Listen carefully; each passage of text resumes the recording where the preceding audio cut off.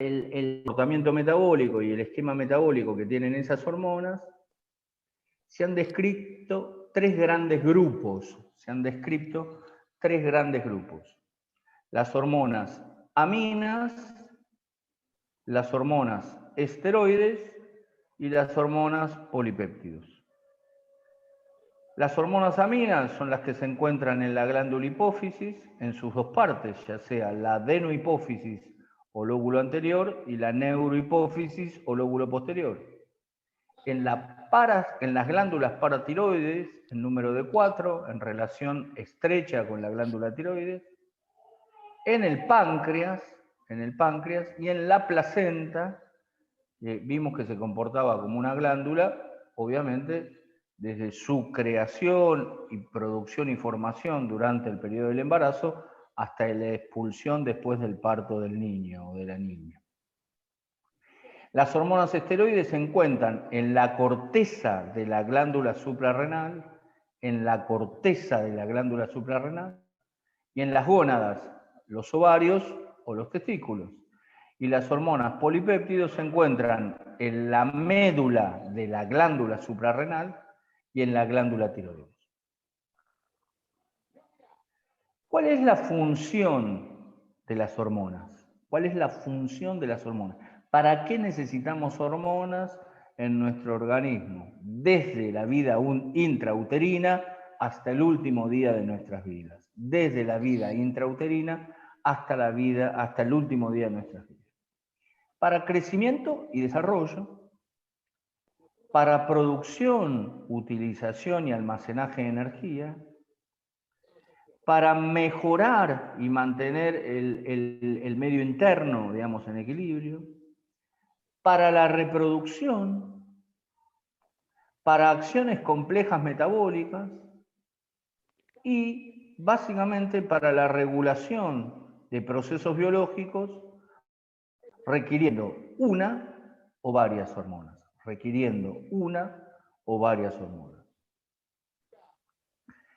Cuando uno habla de la acción de esa hormona, debe regular la secreción hormonal. Hay un mecanismo que se llama mecanismo de retroalimentación o feedback. Que es el principal mecanismo regulador que controla la síntesis primero y después la secreción hormonal. Nuestro sistema nervioso va a sensar la propia hormona y las concentraciones basales, básicamente, para indicar si aumentó o disminuyó en su formación, o si necesito que aumente su formación, o sea, su síntesis, o disminuya y se inhiba esa formación porque tengo la concentración necesaria para circular en sangre. Recordar de la primera clase que la hormona era la expresión una sustancia que a muy bajas concentraciones iba a provocar cada una de las funciones que yo nombré. Y entonces acá veo, ¿sí?, esquema de retroalimentación o feedback, dice, mediante estimulación del sistema nervioso, las hormonas tróficas liberan hormonas tróficas y hormonas inhibidoras de la liberación. A esto yo denomino mecanismo de retroalimentación. Y acá tengo que tener en claro dos grandes momentos. El eje hipotálamo-hipófisis. El hipotálamo es un núcleo importante ubicado anatómicamente en la región del diencéfalo, lo mismo que la hipófisis es una glándula. Este eje hipotálamo-hipófisis es intervenido por los factores liberadores de las futuras hormonas tróficas. ¿Sí? Y la hipófisis, liberando al torrente sanguíneo estas hormonas tróficas, va a impactar sobre las glándulas que a su vez van a producir hormonas propias que van a ir a los órganos efectores.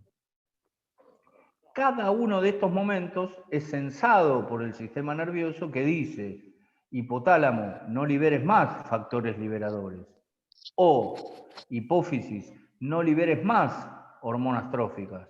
O glándula X, inhibí la secreción de tu hormona porque la concentración basal que tenés en sangre es óptima para que esa glándula u órgano efector siga funcionando, para que ese órgano efector siga funcionando. O al revés, el sistema nervioso le va a decir, hipotálamo, libera más factor liberador para que la hipófisis produzca hormonas tróficas, porque la glándula X necesita volver a la concentración basal. Esto es en condiciones fisiológicas normales. Cuando esto se altera y uno comprueba eficientemente mediante la clínica y después mediante pruebas de laboratorio que se ha alterado, aparece la presencia de la patología que va a ser descripta en la materia que van a cursar en tercer año. Regulación de la secreción hormonal. Esto, mecanismo de retroalimentación o feedback, generalmente es negativo. A mayor concentración de una hormona X en sus tejidos de acción, disminuye el estímulo para su formación y viceversa. Recordar que la hormona es una sustancia que a muy baja concentración en el contexto de su circulación sanguínea provoca efectos. El efecto buscado por esa hormona. Vamos a seguir. Esto no va. Bien. ¿Cómo es la estructura química de las hormonas? ¿Sí? Este es otro concepto importante que a veces no se tiene en cuenta. Hay hormonas peptídicas, hormonas esteroideas y hormonas tiroideas propiamente dichas. Las hormonas, desde el punto de vista químico, peptídicas son la FSH y la LH, la folículo estimulante y la luteinizante, grandes péptidos, ¿sí? Péptidos intermedios, la insulina, ¿sí? Y pequeños péptidos es la hormona del crecimiento. Las esteroidas derivadas de la molécula colesterol son aquellas que van a tener un núcleo esteroide intacto, como los corticosteroides, y un núcleo esteroide abierto, como la vitamina D. Y luego las tiroideas, valga la redundancia, la T3 y la T4 y la calcitonina. La T3 y la T4 y la calcitonina. Las peptídicas, que las vuelvo a repetir, pueden ser con grandes, intermedios o pequeños péptidos. Por ser hidrosolubles no cruzan la membrana plasmática, o sea, no cruzan la membrana lipídica, por ser hidrosolubles. Recuerden que la membrana plasmática de nuestras células es una bicapa lipídica a predominio de fosfolípidos que tiene lo que se llama una cualidad importante que es la permeabilidad selectiva. En esa permeabilidad selectiva aparece esto de ser hidrosoluble o no hidrosoluble. Entonces, las peptídicas no van a atravesar la membrana plasmática. Van a interactuar y se van a relacionar con esa célula con sus receptores en la superficie externa de las membranas celulares. Vamos a ver a la mitad de la clase cómo una hormona se relaciona con la célula, ya sea con el receptor en la membrana o con un receptor adentro de la célula, receptor que voy a denominar intracelular. ¿Cómo es la cuestión de las hormonas esteroideas derivadas del colesterol? Bien, habíamos dicho que hay dos ejemplos que tienen un núcleo esteroide intacto, que son los corticosteroides, y la que tienen un núcleo esteroide abierto, que es la vitamina D. En ambas se requiere de la participación de varias enzimas para la transformación de una molécula. La molécula es el colesterol. La molécula es el colesterol. El primer paso para que esta, entre comillas, hormona con composición química esteroide pueda ejercer un mecanismo de acción es internalizar la hormona libre a la célula. Esa interacción se podrá dar con receptores intracelulares que podrán estar en el citoplasma o en el núcleo, Principal diferencia con las hormonas peptídicas, que habíamos dicho que se van a relacionar con la célula por el receptor de membrana. El complejo hormona-receptor va a actuar como un segundo mensajero. ¿Qué significa esto? Que esté en el citoplasma de la célula o en el núcleo de la célula, este complejo va a desencadenar la acción de la hormona e incluso la liberación al torrente sanguíneo. El complejo hormona-receptor activa o inactiva un fenómeno celular presente en diferentes acciones de la célula, que es la transcripción genética. Y esto, digo, también va a activar o inactivar la formación de proteínas que van a modificar la función celular. En este caso, la función de la producción y liberación de la hormona. La mayoría de estas hormonas esteroideas son proteínas y son muy específicas. Y se pueden localizar en la superficie de la membrana celular, las hormonas peptídicas, en el citoplasma, las hormonas esteroides, y en el núcleo de la célula, las hormonas tiroides.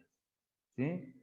Estos receptores de hormonas son importantes porque son, vuelvo a lo mismo, a la estructura proteína. Pero fíjense cómo difieren, y es importante porque es lo que se estudia. ¿Para qué? Básicamente para mejorar la acción hormonal, la acción de la hormona X ante determinada situación. ¿Cuál es la función de los receptores de las hormonas? Es el cambio de la permeabilidad de la membrana para que pueda ingresar, la activación de alguna enzima intracelular para acción de esa hormona y la activación genética. La activación genética que va a provocar síntesis de ARN y formación de proteínas reguladoras. Estos receptores de membrana en general están en reposo. En general están en reposo. Tienen una regulación positiva, esto es, aumento en los sitios activos del receptor posterior al estímulo de la hormona, regulación positiva, reconocen a esa hormona y se ponen activos, y regulación negativa, a mayor cantidad de hormona, menor número de receptores para su transporte y viceversa. Lo que hay que tener en claro es que este complejo que se realiza, mejor dicho, que se forma entre la hormona y el receptor, siempre es internalizado, es introducido al interior de la célula.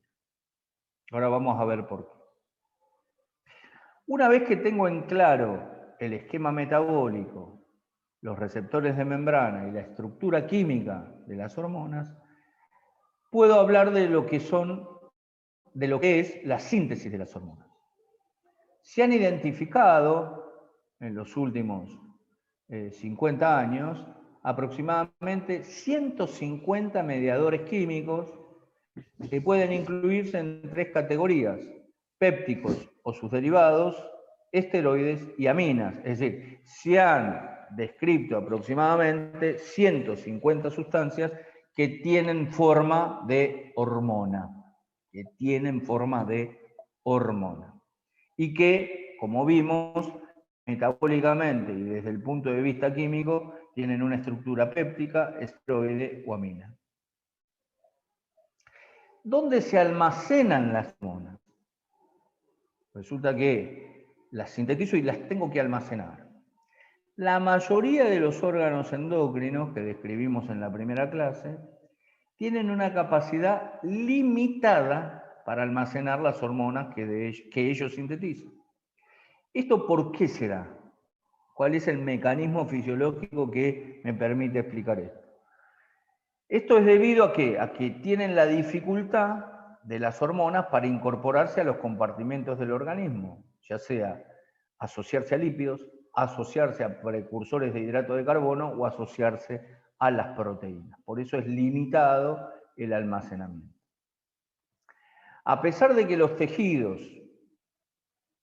poseen, cada una de nuestras células, organelas capaces de almacenar hormonas, el almacenamiento siempre es limitado. ¿Sí? Entonces digo, en esto es importante porque después vamos a ver que en general la mayoría de estas hormonas con capacidad limitada de almacenamiento están en forma inactiva y va a suceder el estímulo para que se activen y cumplan la función fisiológica correspondiente. ¿Cuáles son las excepciones a este almacenamiento? Siempre hay excepciones, dice la glándula tiroides tiene una reserva para 15 días en forma de un precursor que es la tiroglobulina. Esta tiroglobulina, este precursor, va a activarse y va a estimular la secreción de T3 y de T4. ¿Cómo libero yo una hormona? ¿Cómo libero yo una hormona? ¿Cómo se libera esa hormona? La liberación de las hormonas al torrente sanguíneo, usando como tráfico y distribución el sistema circulatorio, generalmente requiere de la conversión de sustancias insolubles a solubles. Insolubles a solubles, porque pasan a un medio líquido. Otro mecanismo es exocitosis de gránulos de almacenamiento. La exocitosis era un transporte activo del interior celular al exterior, o a la difusión pasiva de las nuevas moléculas sintetizadas. Entonces digo, ¿cómo yo libero hormonas? Por la conversión de sustancias insolubles a solubles, por un mecanismo de transporte activo llamado exocitosis, que generalmente forma un gránulo de almacenamiento y lo libera, en este caso al torrente sanguíneo, o por la difusión pasiva. ¿Sí? La difusión pasiva es un transporte pasivo de una sustancia determinada de las nuevas moléculas sintetizadas.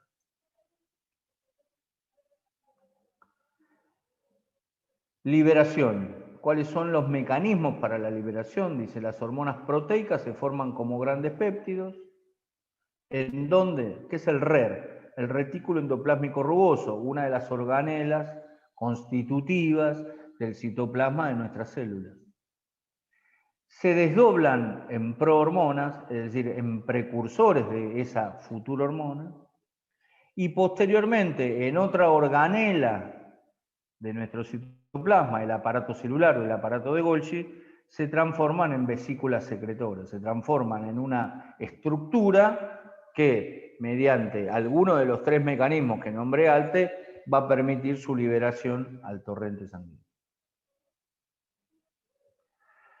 Conversión de sustancias insolubles a solubles, como por ejemplo las hormonas tiroides, por el mecanismo de la exocitosis, la insulina, y la difusión pasiva a través de los tejidos, los glucocorticoides secretados por la glándula suprarrenal. ¿De qué manera yo libero también hormonas? Y acá hablo del modo de liberación, el modo de liberación. La liberación puede ser periódica o cíclica. Periódica o cíclica. Y acá voy a encontrar la R, que ven acá, es de ritmo. La R es de ritmo. Un ritmo ultradiano, ciclos de liberación de minutos a horas. Un ritmo circadiano, modo de liberación en días. Un ritmo infradiano, modo de liberación en meses. Y un modo de liberación pulsátil, por pulsos ante un estímulo determinado. ¿Cómo voy a transportar yo esta hormona o esta cantidad descriptas de hormonas? Cantidad descriptas de hormonas. Hago un paréntesis, faltando menos de un minuto, nos desconectamos, creo que ya lo dijo Evelyn, pero lo repito, y nos volvemos a conectar con la misma dirección. El transporte de estas sustancias llamadas hormonas está dado por la sangre, por los líquidos extracelulares, por el sistema linfático, otra vía de conducción circulatoria que tiene nuestro organismo. ¿Hacia dónde? Hacia los sitios de acción y a los sitios de degradación. Ahora vamos a ver qué es la degradación. ¿Sí? Entonces, ¿cómo transporto yo una hormona? Por el sistema linfático, por el torrente sanguíneo y los líquidos extracelulares.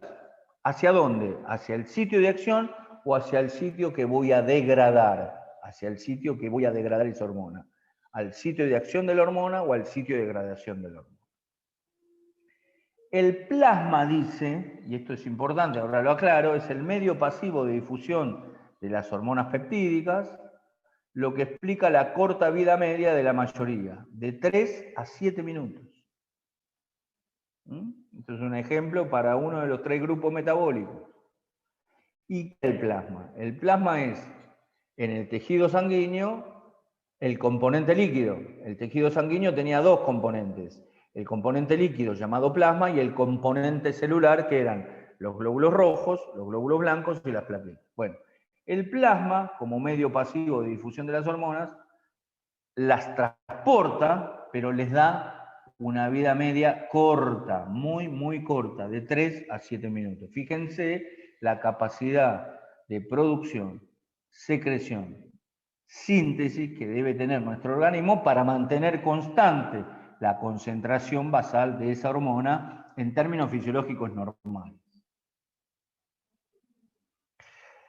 Las hormonas no hidrosolubles son transportadas por su unión a proteínas transportadoras. El ejemplo de estas son las hormonas tiroideas y las hormonas esteroides.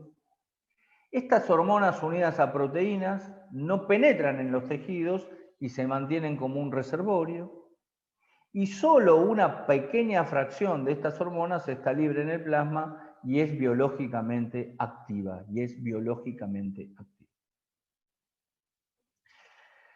¿Dónde se produce la degradación hormonal? La degradación de esta sustancia llamada hormona.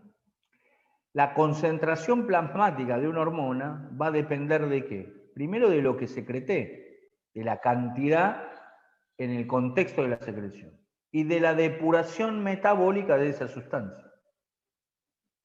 La depuración me va a llevar a la degradación. En la depuración metabólica de las hormonas están comprometidos varios mecanismos que ahora vamos a describir. Pero digo, ¿de qué va a depender esta degradación? Primero, de cuánto secreté, ¿sí? Y segundo, de la acción de varios mecanismos. Una porción de degradación es eliminada intacta por la orina o a la bilis. Una porción es eliminada intacta por la orina o a la bilis.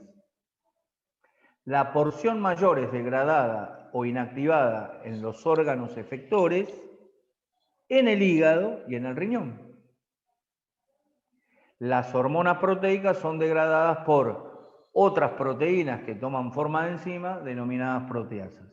Entonces, estos son los mecanismos básicos de degradación hormonal. Intacta por orina o bilis, una porción mayor degradada o inactivada en los órganos en los cuales impactó, en los órganos efectores, en el hígado o en el riñón, y otras por acción de proteínas con acción enzimática. ¿De qué depende la producción hormonal? ¿Y a qué denomino producción hormonal? La concentración hormonal plasmática está determinada primariamente por el grado de formación. ¿Qué significa esta aseveración? Que la concentración plasmática basal de X hormonas me va a demostrar si verdaderamente mi sistema endocrino, vamos a dar un ejemplo, vamos a medir estrógenos en mujeres, mi eje, hipotálamo, hipófisis, ovario, hipotálamo, hipófisis, ovario, está funcionando en condiciones normales para que se produzca la necesidad de estrógenos que tiene la mujer a lo largo de la vida.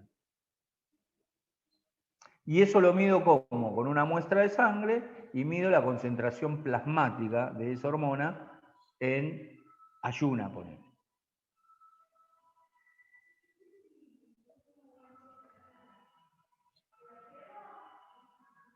La producción hormonal también se consigue por el mecanismo descrito hace 20 minutos, esto de el mecanismo de retroalimentación. Si mi cerebro sensa que ha disminuido la concentración plasmática de la hormona H, estimula y le avisa al hipotálamo para que libere factores liberadores de hormona.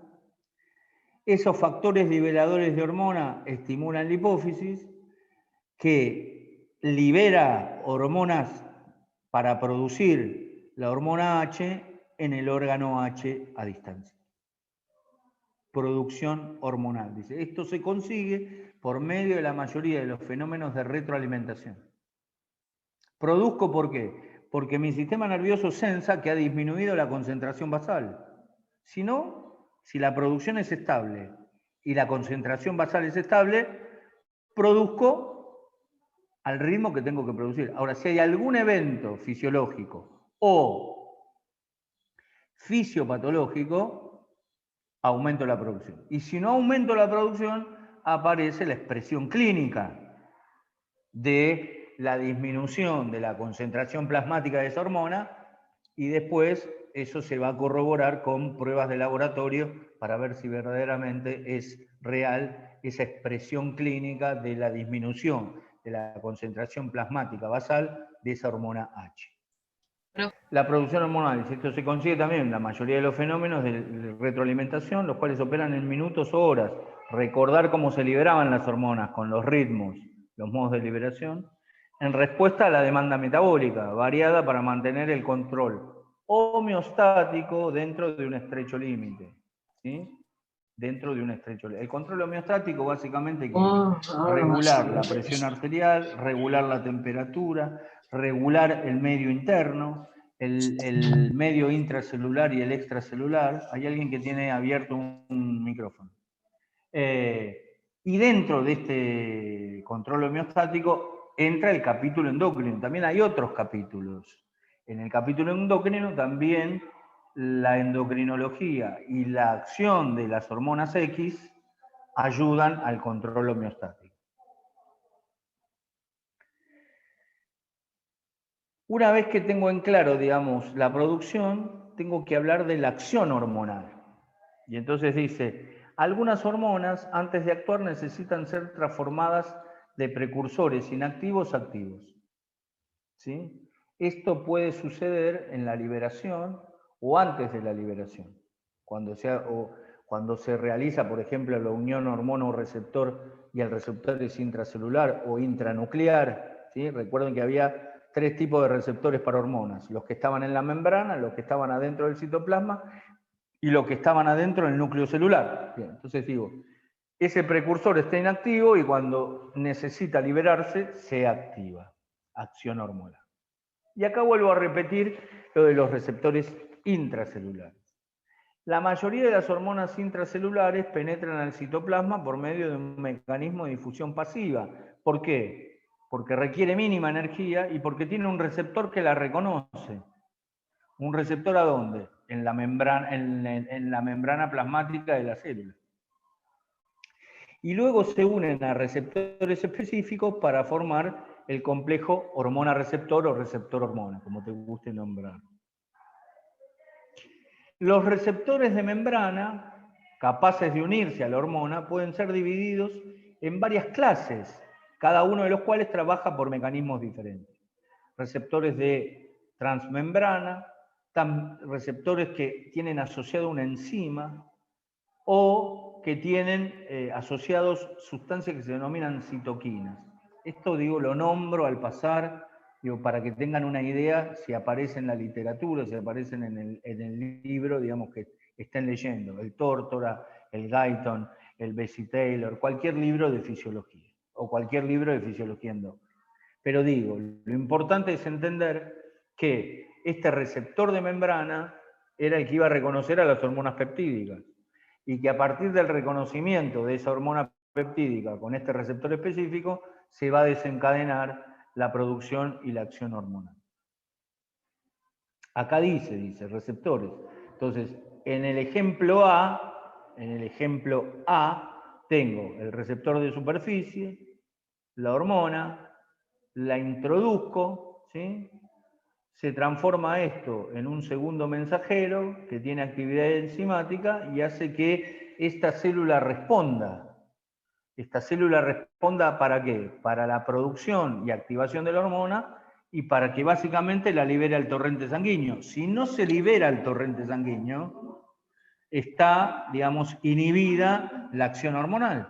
Si no se libera el torrente sanguíneo y eso se sensa a mínimas concentraciones, no hay acción hormonal. El otro mecanismo es el B, ¿sí? El mecanismo es el B.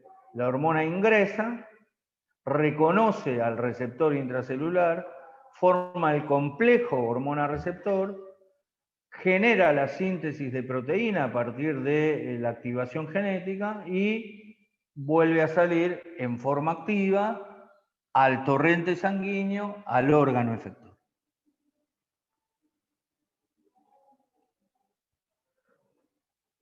Otro momento de la endocrinología o del sistema endocrino es el reconocimiento del exceso hormonal. Y dice, en algunas excepciones, como la testosterona en el hombre y la progesterona en la mujer, el exceso de secreción hormonal causa patologías. Bien, salen de este escenario con mediciones basales y con rangos de concentración plasmática específicos, la testosterona y la progesterona. Las enfermedades por exceso de hormonas se verán en cada capítulo posterior. Es decir, cuando ustedes cursen la materia patología en tercer año de la carrera, kinesiología, obstetricia o enfermería, verán oportunamente este escenario. Exceso hormonal, aumento en la producción por la glándula que habitualmente la sintetiza. Se debe a la falla de los sistemas de retroalimentación. ¿Qué significa esto? Resulta que sigo produciendo porque mi sistema nervioso central, por algún motivo, no está sensando que estoy produciendo más. ¿Sí? O al revés, la propia glándula que la secreta no sensa que he aumentado en demasía la concentración plasmática. Y entonces me da como ejemplo el hipertiroidismo y la acromegalia. El hipertiroidismo y la acromegalia. Lo que está fallando es la hormona del crecimiento a nivel de la hipófisis y la liberación de hormonas tróficas para la liberación por parte de la hormona tiroidea T3 y T4, que me dan este hipertiroidismo. Los mecanismos que fallan es porque se generan anticuerpos, se generan mutaciones de esas sustancias llamadas hormonas o se generan tumores. Se generan anticuerpos y entonces esos anticuerpos captan esa producción y, digamos, tarda en aparecer la expresión clínica, es decir, la sintomatología que va a presentar ese paciente ante la producción excesiva de una hormona. Puede mutar y en vez de ser la hormona H va a ser la hormona HH1 y entonces producir también cambios clínicos, o porque esa glándula productora de la hormona H está en presencia de un tumor que mediante seguramente estudio a partir de los síntomas y signos de ese paciente, mediante la clínica del paciente, usted intervendrá, pedirá pruebas de laboratorio y si es necesario pedirá una punción biopsia para estudiar ese tumor. Métodos imagenológicos, ecografías, tomografías, donde usted va a identificar la ubicación anatómica de ese tumor y lo va a punzar. Aumento en la producción por un tejido que normalmente la sintetiza. Generalmente esto se da en tumores malignos, acá dicen neoplasias malignas, en cánceres de esa glándula en particular que comienza una producción desencadenada, desenfrenada de esa hormona, provocando el exceso hormonal. Ejemplos de este escenario: secreción de hormonas tiroideas por el estroma ovárico y secreción de ACTH en un tipo de cáncer de pulmón que se denomina células de avena. Son ejemplos, esto no importa. Pero digo, lo que usted tiene que tener en claro es cómo es el mecanismo del exceso hormonal. Bien, y el último es aumento en la producción en tejidos periféricos a partir de precursores circulantes. Producción exagerada de estrógenos en hepatopatías por desvío de andrógenos a otras vías metabólicas. Volviendo hacia atrás. Son 3 momentos del exceso hormonal. Aumento en la producción por la glándula que habitualmente la sintetiza, aumento en la producción por un tejido que normalmente no la sintetiza, y aumento en la producción de tejidos periféricos a partir de precursores circulantes. Otro momento del sistema endocrino es la resistencia hormonal. Hay varias enfermedades descritas en los últimos 50 años que pueden resultar de la resistencia a la mayoría de las hormonas. La resistencia a la acción hormonal con frecuencia resulta de una mutación genética que dificulta de la acción de las hormonas. ¿Sí? Que dificulta de la acción de las hormonas. Fíjense cómo el mecanismo de mutación que uno escucha en este último año y medio, la mutación del virus o de X virus, bueno, es un fenómeno que interpela diferentes sustancias orgánicas, no solamente los mecanismos bacterianos, los mecanismos virales, sino también los mecanismos hormonales. Se transforma en otra cosa y esa otra cosa genera la resistencia a la acción de esa hormona, ¿sí? Resistencia hormonal. También puede originarse por defectos adquiridos en el receptor y en el posreceptor de las hormonas. También se puede originar por desarrollo de anticuerpos que bloqueen los receptores hormonales o ausencia de las células efectoras.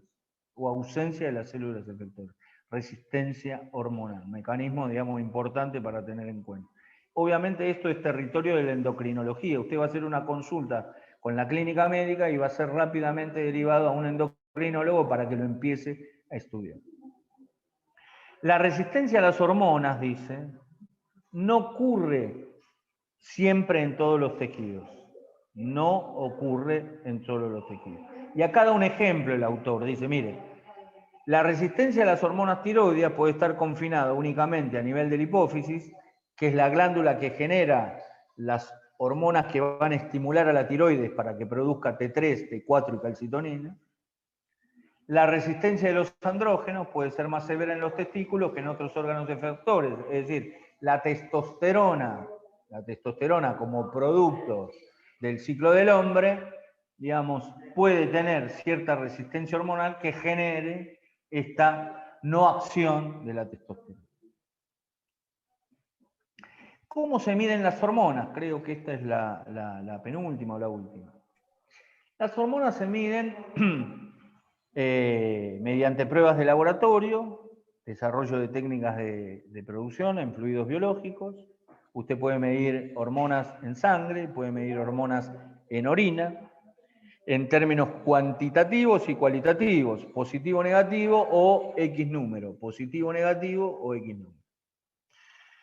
Gracias a esto, dice, la mayoría de las enfermedades endócrinas pueden diagnosticarse con la medición de hormonas en sangre o en orina. En sangre o en orina. No siempre para buscar una patología, y voy a dar un ejemplo. Recién habló una compañera que acaba de ser mamá. Bien, seguramente en algún momento de ese escenario, al principio de ese embarazo, se habrá hecho una prueba de laboratorio que se compra en la farmacia, el famoso EVA-test. Habrá puesto 2 gotas de orina y si dio positivo, seguramente ese EVA-test después fue confirmado por una prueba de laboratorio sanguíneo. Bien, usó orina y después fue a la consulta obstétrica o tocoginecológica y le tomaron una muestra de sangre que volvió a confirmar ese embarazo. ¿Qué es el EVA-test? Es el reconocimiento de la primera hormona que empieza a secretar la mujer cuando está embarazada, que es la gonadotrofina coriónica. El 7º día de embarazo, la mujer empieza a secretar, ya formándose la placenta y ya constituido el huevo que va a dar origen a todos nosotros, empieza a secretar la hormona gonadotrofina coriónica. 7º día de embarazo. El método que usó fue la orina, 2 gotas de orina, que da positivo si verdaderamente la señora es embarazada o negativo. Eso después se confirma mediante una muestra de sangre donde se pide una muestra cuantitativa y cualitativa, positivo o negativo, con un número determinado que, digamos, rankea la semana o los días de embarazo.